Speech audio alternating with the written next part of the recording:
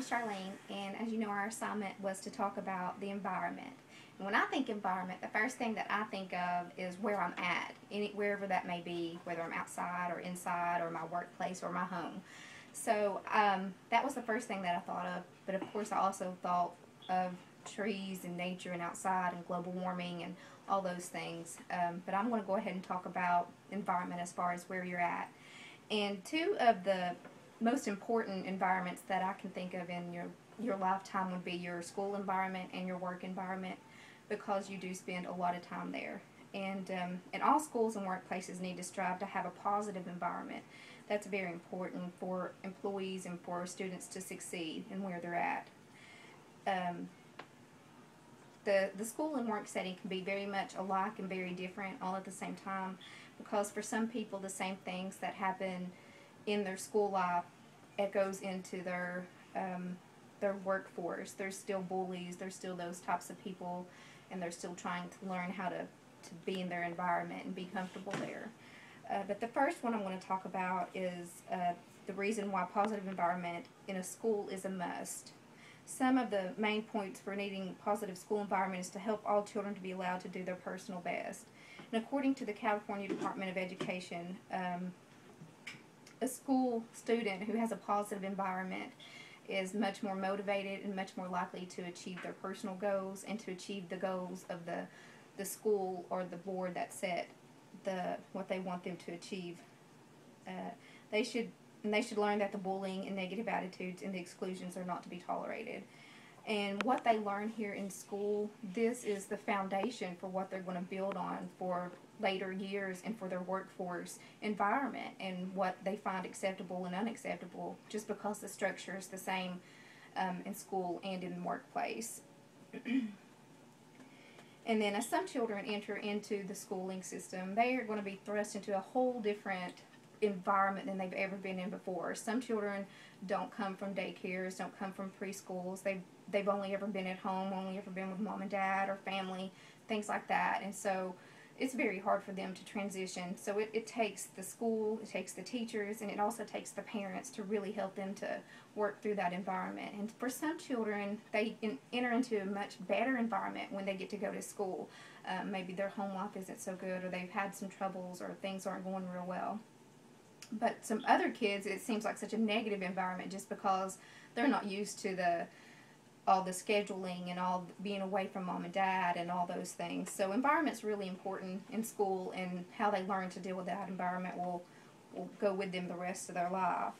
And in a few short years after those early years, they will have to conquer a whole new environment, and that will be high school.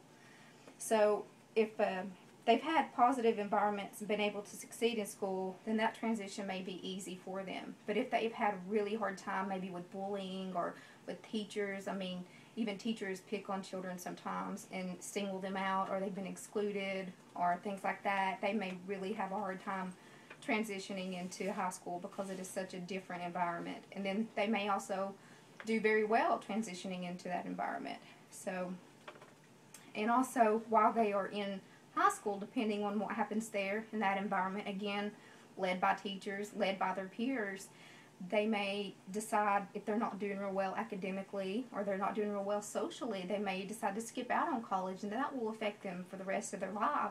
And just because they didn't have a good environment or a good foundation for their environment, and then that may put them straight into the workforce without a good foundation or knowing what a good environment or a positive environment could be. So whether it's after high school or college, most people end up in the workforce. And that brings me to the second place where a positive environment is crucial to succeed. Not only is that positive workplace environment crucial to just the employee, but it's crucial to the business as well. The happier the employees, the more willing they are to work, the more devoted they are. They want to see the business succeed. They want to see that company do well because it reflects them. But if there's a poor work environment, then they're less motivated. There's higher turnover. That costs more to train people. So it's really just a negative all the way around to have a negative workplace environment. And there's not really been a whole lot of studies on this, but there was one done by the an HR consulting firm, Towers, Perrin, and a survey group, Gang and Gang, and they showed that there was a link to employee happiness and the company's success. They actually proved that rather than just hearing what employees would have to say. The article goes on to state a couple of outcomes of the negative environment, and that was the high turnover and the performance plummeting. And in conclusion, there is a need for positive environment in both of those situations, in being in school and being in the workforce. Both of those are foundations for the rest of your life. That just being in the school, knowing what a positive environment is, helps you achieve academic goals, and later on academic goals will help you to achieve business goals and career goals and help you to move up and move on in this world, and that will affect your family. That will affect everything that you do. I hope you've learned a little something about positive environments in the workplace and in schooling. Thank you.